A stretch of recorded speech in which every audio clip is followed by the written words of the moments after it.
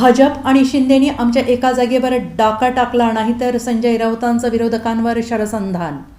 आम्ही तीनही पक्ष चर्चा करण्यासाठी 25 तारखेला बसणार होतो, पण काँग्रेस पक्षाची दिल्लीत महत्त्वाची बैठक आहे आणि त्यासाठी महाराष्ट्रातील सर्व नेते दिल्लीत जाणार आहेत. त्यामुळे महाविकास आघाडीची 25 तारखेला होणारी बैठक पुढे ढकलण्यात आलेली आहे. आता विधानसभा आणि संसदीय अधिवेशन होणार आहे. त्यानंतर आम्ही पुन्हा एकदा बैठकीचं आयोजन करू.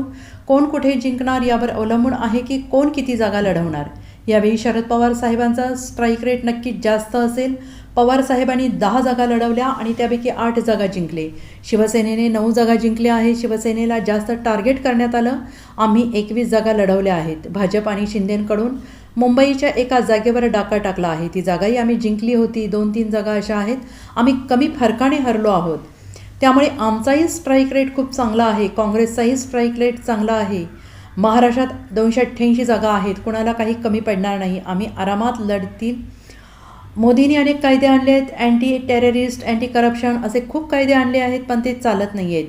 भ्रष्टाचार, महागाई वाढत आहे, पेपर लीक होत आहे. सरकार यांच्या हिशोबात कायदे आणतात आणि ते मोडण्याचं काम त्यांचेच लोक करतात. मोदीजींच्या नेतृत्वात देश असा पुढे चालला की कुणीही कायद्याला विचारत नाही. धर्मेंद्र प्रधान शिक्षण मंत्री आहेत. त्यांची नैतिक जबाबदारी आहे की पेपर लीकच्या घोटाळ्यामुळे त्यांनी राजीनामा दिला पाहिजे.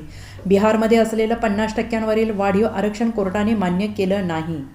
और अब तक सीट शेयरिंग की बात भी नहीं हुई है, चर्चा भी नहीं शुरू है, न एनसीपी के साथ न कांग्रेस के साथ.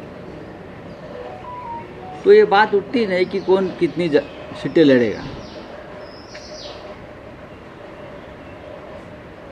सभी बराबर के हिस्सेदार हैं. लोकसभा चुनाव में हमने महाविकास आघाड़ी ने एक साथ चुनाव लड़कर पूरे देश को दिखा दिया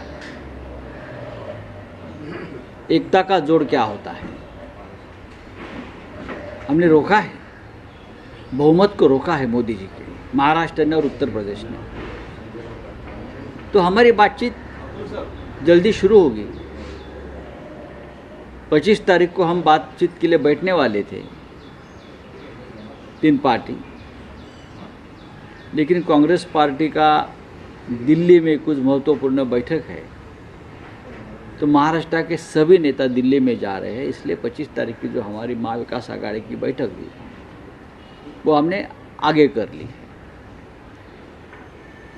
अब विधानसभा और पार्लियामेंट का अधिवेशन चलेगा, उसके बाद हम फिर एक बार बैठेंगे और हम एक दूसरे के साथ बैठकर बातचीत करेंगे. उसमें क्या है, कौन कितनी सीटें लड़ेगा उस पर निर्भर करता है कि कौन कहाँ जीतेगा. ज़रूर इस बार शरद पवार साहब का स्ट्राइक रेट सबसे ज़्यादा रहा है. पवार साहब 10 सीटें लड़े और 8 जीते. उसका मतलब ये नहीं, शिवसेना को 9 सीटें मिल, लेकिन शिवसेना को सबसे ज़्यादा टारगेट किया गया. हमने 21 सीटें लड़ी हैं, 9 पर हमने जीत हासिल की.